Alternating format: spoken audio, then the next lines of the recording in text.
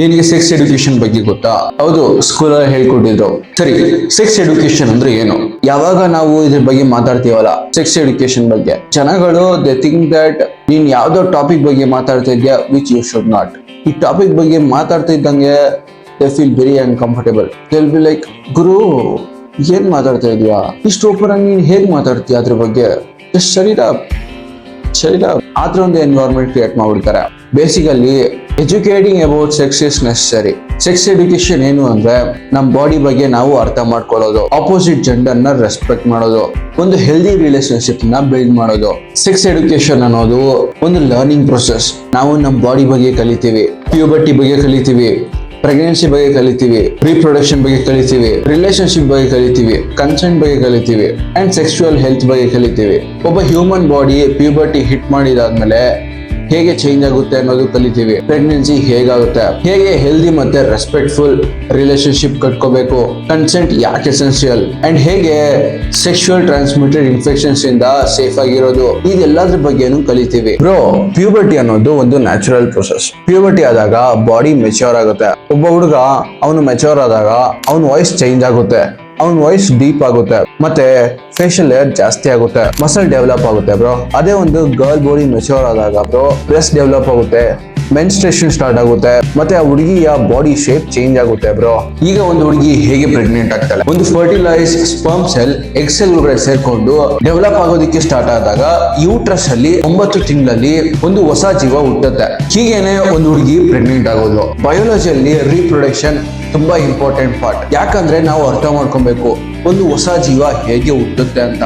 Consent and respect. Sex education ಅಲ್ಲಿ consent ಅನ್ನೋದು ತುಂಬಾ ಇಂಪಾರ್ಟೆಂಟ್ ಲೆಸನ್. ಕನ್ಸೆಂಟ್ ಅಂದ್ರೆ ಒಬ್ಬ ಪರ್ಸನ್ ಅಗ್ರಿ ಮಾಡೋದು, ಏನಾದ್ರೂ ಆಗ್ಲಿ ಅದಕ್ಕೆ ನಾನು ಒಪ್ಪಿಗೆ ಇದೆ ಅನ್ನೋದು ಕನ್ಸೆಂಟ್. ಯಾವ್ದಾದ್ರು ಸೆಕ್ಸುವಲ್ ಆಕ್ಟ್ ಆಗ್ಲಿ ಅದರಲ್ಲಿ ಆಪೋಸಿಟ್ ಜೆಂಡರ್ದು ಒಪ್ಪಿಗೆ ಇರಬೇಕು. And sexual health. Sex education ಬಂದು ಸೆಕ್ಸುವಲಿ ಟ್ರಾನ್ಸ್ಮಿಟೆಡ್ ಇನ್ಫೆಕ್ಷನ್ಸ್ ಹೇಗೆ ಹರಡುತ್ತೆ ಮತ್ತೆ ಅದನ್ನ ಹೇಗೆ ಪ್ರಿವೆಂಟ್ ಮಾಡೋದು ಅನ್ನೋದು ಹೇಳ್ಕೊಡುತ್ತೆ. ಫಸ್ಟ್ ಆಫ್ ಆಲ್ ನಿನಗೆ ಗೊತ್ತಿರಬೇಕು what is good touch and what is bad touch. Basically ಅಡಲ್ಟ್ಸ್ಗೆಲ್ಲ ಗೊತ್ತಿರುತ್ತೆ what is good touch and bad touch ಅಂತ. ಆದ್ರೆ ನೀನು ಮಕ್ಕಳಿಗೆ ಹೇಳ್ಕೊಡ್ಬೇಕು ಗುಡ್ ಟಚ್ ಅಂದ್ರೆ ಏನು, ಬ್ಯಾಡ್ ಟಚ್ ಅಂದ್ರೆ ಏನು ಅಂತ.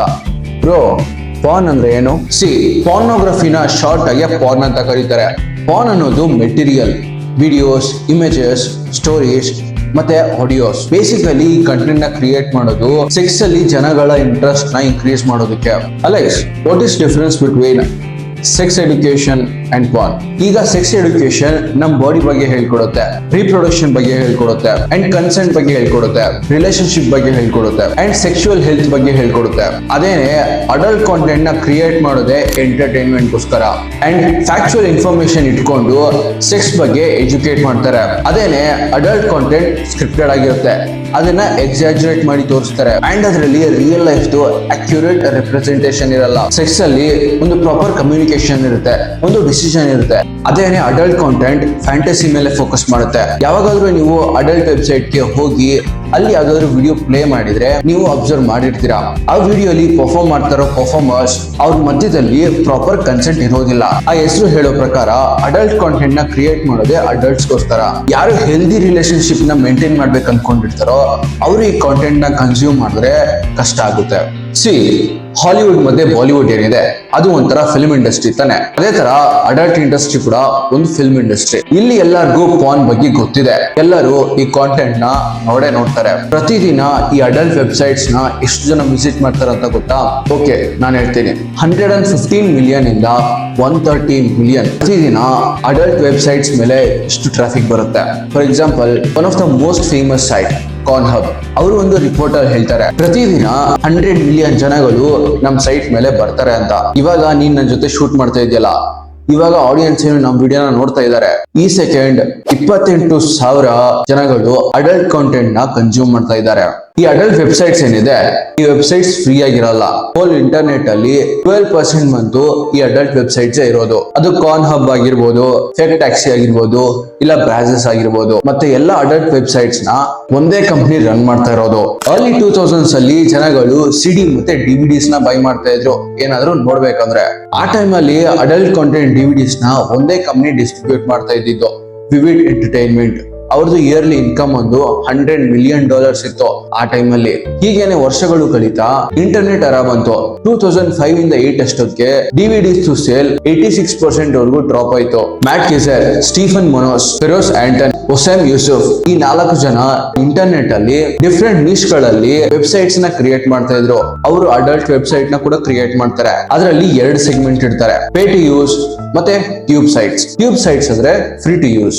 ಈ ಟ್ಯೂಬ್ ಸೈಟ್ಸ್ ಬಂದು ಯೂಟ್ಯೂಬ್ ಕಾಪಿ ಆಗಿತ್ತು. ಈ ಟ್ಯೂಬ್ ಸೈಟ್ಸ್ ಬಂದು ವಿಡಿಯೋ ಶೇರಿಂಗ್ ಪ್ಲಾಟ್ಫಾರ್ಮ್ ಆಗಿತ್ತು. ಯೂಟ್ಯೂಬ್ ಬಂದು ನಾನ್ ಎಕ್ಸ್ಪ್ಲಿಸಿಟ್ ಮತ್ತೆ ಸಿಂಪಲ್ ಕಾಂಟೆಂಟ್ ಪ್ಲಾಟ್ಫಾರ್ಮ್ ಆಗಿತ್ತು. ಇವ್ರ ನೇಮ್ ಕೂಡ ಅಷ್ಟೇ ಯೂಟ್ಯೂಬ್ ಇಂದಾನೆ ಇನ್ಸ್ಪೈರ್ ಆಗಿದ್ದು. ರೆಡ್ ಟ್ಯೂಬ್ ಮತ್ತೆ ಯೂಪೋನ್. ಅವರ ರೀ ಅಪ್ಲೋಡೆಡ್ ಕಾಂಟೆಂಟ್ ಮೇಲೆ ಕಾಪಿರೈಟ್ಸ್ ಬರ್ತಾ ಇತ್ತು. ಈ ಇಶ್ಯೂನ ಸಾಲ್ವ್ ಮಾಡೋದಕ್ಕೆ ಒಂದು ಪ್ರೊಡಕ್ಷನ್ ಕಂಪ್ನಿನ ಸ್ಟಾರ್ಟ್ ಮಾಡ್ತಾರೆ, ಅದೇನೆ ಬ್ರಾಸರ್ಸ್. ಹಾಲಿವುಡ್ ಅಲ್ಲಿ ಪ್ರೊಡಕ್ಷನ್ ಕಂಪ್ನಿ ಹೇಗೋ ಅಡಲ್ಟ್ ಫಿಲ್ಮ್ ಇಂಡಸ್ಟ್ರಿಯಲ್ಲಿ ಈ ಬ್ರಾಸರ್ಸ್ ಹಾಗೆ.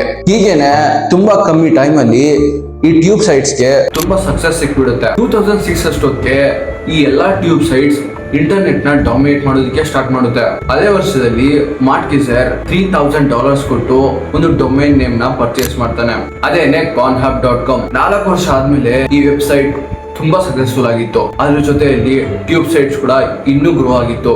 ಅವ್ರ ಬಿಸ್ನೆಸ್ ನ ಸೀಕ್ರೆಟಿವ್ ಇಟ್ಕೊಳ್ಳೋದಕ್ಕೆ ಮತ್ತೆ ಲೀಗಲ್ ಇಶ್ಯೂಸ್ ಇಂದ ತಪ್ಪಿಸ್ಕೊಳ್ಳೋದಕ್ಕೆ ಒಂದು ಹೊಸ ಕಂಪ್ನಿನ ಸ್ಟಾರ್ಟ್ ಮಾಡ್ತಾರೆ, ಮ್ಯಾನ್ವಿನ್ ಅಂತ.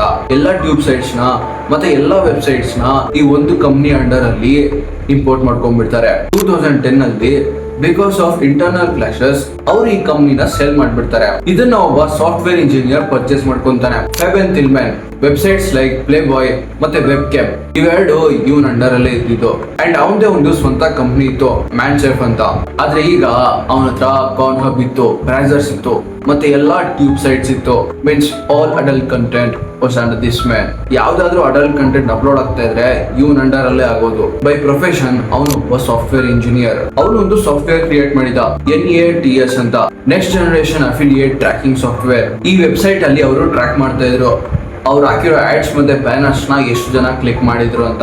ಬೇಸ್ಡ್ ಆನ್ ದಟ್ ಅವ್ರ ಕಮಿಷನ್ ಕ್ಯಾಲ್ಕುಲೇಟ್ ಆಗ್ತಾ ಇತ್ತು. ಅದರಲ್ಲಿ ಸಂಪಾದನೆ ಮಾಡಿದ ದುಡ್ಡಿಂದ ಅವನು ಎಲ್ಲ ಅಡಲ್ಟ್ ವೆಬ್ಸೈಟ್ ನ ಪರ್ಚೇಸ್ ಮಾಡ್ಕೊಂತಾನೆ. ಈಗ ಫೆಬೆನ್ ಗೆ ಫಂಡಿಂಗ್ ಬೇಕಾಗಿರುತ್ತೆ. ಅವನು $350 million ಫಂಡಿಂಗ್ ನ ರೇಸ್ ಮಾಡ್ತಾನೆ. ಅದರಲ್ಲಿ ಮೇಜರ್ ಇನ್ವೆಸ್ಟರ್ಸ್ ಬಂದು JP Morgan ಮತ್ತೆ ಕಾರ್ನೆಲ್ ಯೂನಿವರ್ಸಿಟಿ. ಅಂಡ್ 2012 ಅಲ್ಲಿ ಮ್ಯಾನ್ವಿನ್ ಮತ್ತೆ ಮ್ಯಾನ್ಸೆಫ್ ಇವೆರಡು ಕಂಪ್ನಿನ ಮರ್ಜ್ ಮಾಡಿ ಒಂದು ಹೊಸ ಕಂಪ್ನಿ ಸ್ಟಾರ್ಟ್ ಮಾಡ್ತಾನೆ, MindGeek ಅಂತ.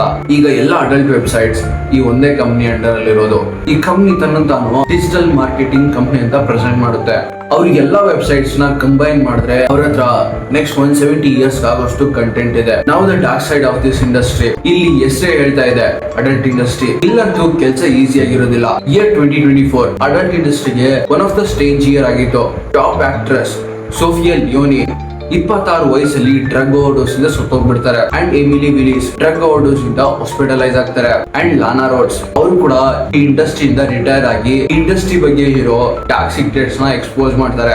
ನಾವು ಸ್ಕ್ರೀನ್ ಮೇಲೆ ಏನ್ ನೋಡ್ತೀವಲ್ಲ ಪರ್ಫಾರ್ಮೆನ್ಸ್, ಈ ಪರ್ಫಾರ್ಮೆನ್ಸ್ ನ ಮಾಡೋ ಪರ್ಫಾರ್ಮರ್ಸ್ ಡ್ರಗ್ಸ್ ತಗೋಬೇಕಾಗುತ್ತೆ, ಆಲ್ಕೋಹಾಲ್ ನ ಕನ್ಸ್ಯೂಮ್ ಮಾಡ್ಬೇಕಾಗುತ್ತೆ. ನಾವು ಸ್ಕ್ರೀನ್ ಮೇಲೆ ನೋಡುವಂತ ಸೀನ್ ಗಳು ಡ್ರಗ್ ಮತ್ತೆ ಆಲ್ಕೋಹಾಲ್ ಗೆ ಇನ್ಫ್ಲುಯೆನ್ಸ್ ಆಗಿ ಪರ್ಫಾರ್ಮ್ ಮಾಡೋ ಪರ್ಫಾರ್ಮೆನ್ಸ್ ಆಗಿರುತ್ತೆ. ಈ ಇಂಡಸ್ಟ್ರಿಯಲ್ಲಿ ಆಗೋ ವೈಲೆನ್ಸ್ ಇರ್ಬೋದು, ಇಲ್ಲ ಅಂದ್ರೆ ಬೇರೆ ತರ ಆಕ್ಟಿವಿಟೀಸ್ ಆಗಿರಬಹುದು, ಅದು ನಮ್ಗೆ ಸರಿಯಾಗಿ ಗೊತ್ತಿಲ್ಲ. Because we were never part of it. ಸಾಕಷ್ಟು ಪಾಪ್ಯುಲರ್ ಪರ್ಫಾರ್ಮರ್ಸ್ ಅಬೆಲಾ ಇವರು 2022 ಅಲ್ಲಿ ರಿಟೈರ್ ಆಗ್ತಾರೆ. ಅಂಡ್ ಲಾನಾ ರೋಡ್ಸ್ ಇವರು ಕೂಡ 2025 ಅಲ್ಲಿ ರಿಟೈರ್ ಆಗ್ತಾರೆ. ಅಂಡ್ ಡ್ಯಾನಿ ಡ್ಯಾನಿಯಲ್ಸ್ ಇವರು ಕೂಡ 2020 ಅಲ್ಲಿ ರಿಟೈರ್ ಆಗ್ತಾರೆ. And one of the famous actress ಸನಿ ಲಿಯೋನಿ ಇವರು ಈ ಇಂಡಸ್ಟ್ರಿಯಲ್ಲಿ ಜಾಸ್ತಿ ಟೈಮ್ ಕೆಲಸನೇ ಮಾಡಿಲ್ಲ, ಆಲ್ಮೋಸ್ಟ್ 5-6 years ಇರಬಹುದು. 2013 ಅಲ್ಲಿ ಇವರು ರಿಟೈರ್ ಆಗ್ಬಿಟ್ರು. ಅಂಡ್ ಎಲ್ಲರಿಗಿಂತ ಫೇಮಸ್ ಆಕ್ಟ್ರೆಸ್ ಮಿಯಾ ಖಲೀಫಾ ಇವರು ಈ ಇಂಡಸ್ಟ್ರಿಯಲ್ಲಿ ಬರೀ ಒಂದೇ ವರ್ಷನೇ ಕೆಲಸ ಮಾಡಿದ್ದು. 2014 ಅಲ್ಲಿ ಜಾಯ್ನ್ ಆಗಿ 2015 ಅಲ್ಲಿ ಇವರು ಇಂಡಸ್ಟ್ರಿನ ಬಿಟ್ಟು ಹೊರಗೆ ಬಂದ್ಬಿಡ್ತಾರೆ. ಆದ್ರೆ ಇವತ್ತು ಕೂಡ ಅವ್ರ ಹೊಸ ವಿಡಿಯೋಗಳು ಅಪ್ಲೋಡ್ ಆಗುತ್ತೆ. ಅಂಡ್ ಏವಾ ಆಡಮ್ಸ್ ಇವರು ಕೂಡ 2020 ಅಲ್ಲಿ ರಿಟೈರ್ ಆಗ್ಬಿಟ್ರು. And very famous male actor Johnny Sins ಇವರು ಒಂದು ಇಂಟರ್ವ್ಯೂ ಅಲ್ಲಿ ಹೇಳ್ತಾರೆ 1 hour ಅಥವಾ 30 minutes ವಿಡಿಯೋಗೋಸ್ಕರ ಅವರು 8 hours ಅಥವಾ 10 hours ಸೆಕ್ಷುವಲ್ ಆಕ್ಟಿವಿಟೀಸ್ ನ ಪರ್ಫಾರ್ಮ್ ಮಾಡ್ತಾರೆ. What you see is a 30-minute, half-hour porn scene, and everybody thinks you're just there for 30 minutes. You know, you do it and you go home. But that's definitely not the case. There's a lot more involved. I'm on set anywhere from 4 to 12 or more hours a day.